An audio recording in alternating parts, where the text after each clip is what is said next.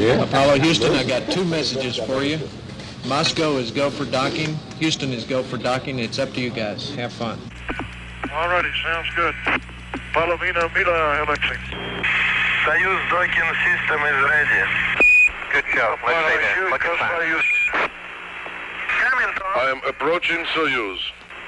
Tom, please don't forget about your engine. Less than 5 meters distance. 3 metro. 3 meters. 3 metro. 1 meter.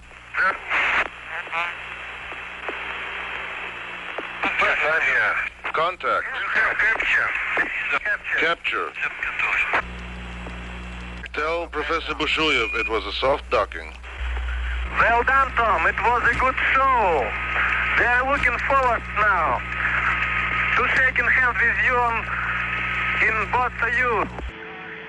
All right, auto show. Открываю loop 3. Okay, the camera. Ah! Здравствуйте. Got it? Okay, it'll stay open. Go ahead. Go ahead, Tom. Alexei. Just a moment. Okay, turn on the camera. Hit the remote. Okay. Here. Camera. Glad to see you. Here. Здравствуйте, Алексей. Очень рад видеть вас. Очень рад. Это роща день. Советский Союз, Соединенных Штатов. New possibilities are opening up for fruitful development of scientific cooperation between countries and the peoples in the interests of peace and progress of all humanity. I wish you successful completion of the planned program and a safe return to Earth. Leonid Brezhnev. The astronauts are on the line, sir. Gentlemen, let me call to express my very great admiration for your hard work, your total dedication in preparing for this first joint flight. It's taken us many years to open this door to useful cooperation in space between our two countries. And I'm confident that the day is not far off when space missions made possible by this first joint effort will be more or less commonplace. The most vivid impression of my life has to do with the fact that not only was I in a space vehicle, but I found myself to be surrounded with the stars. Stars were on the right-hand side, and the Earth was on the left-hand side. And it was just an enormous, unbelievable silence, which is something that comes back to me as a reminiscence of my first flight.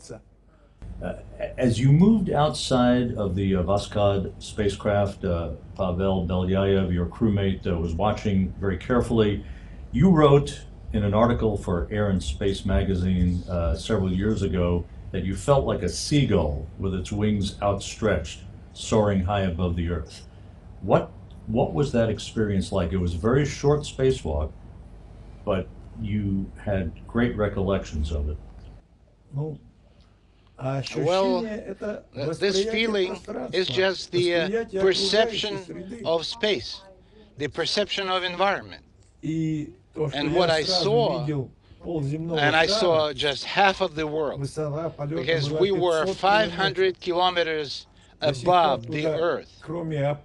And nobody, even up until now, nobody is flying that high. So I saw a radius of half of the planet of Earth. And the ability to see the whole Earth as a globe, pretty much, is something that was extremely attractive.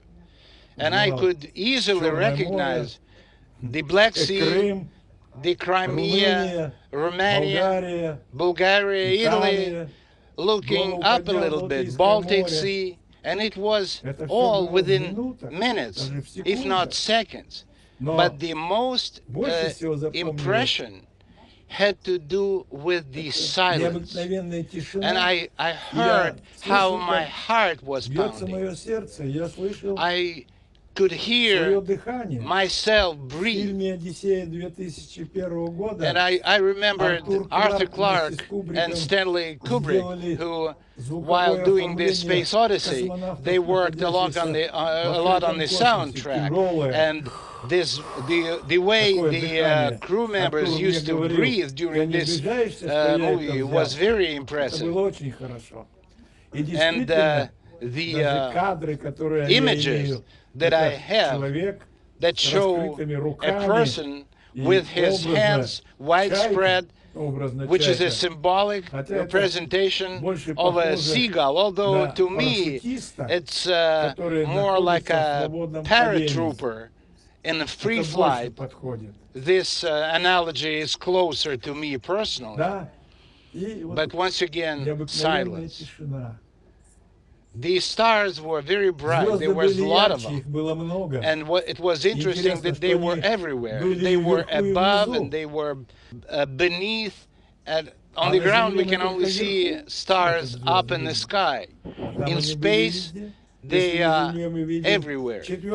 And it depends on how good a vision of an individual is, but in space we see much smaller stars.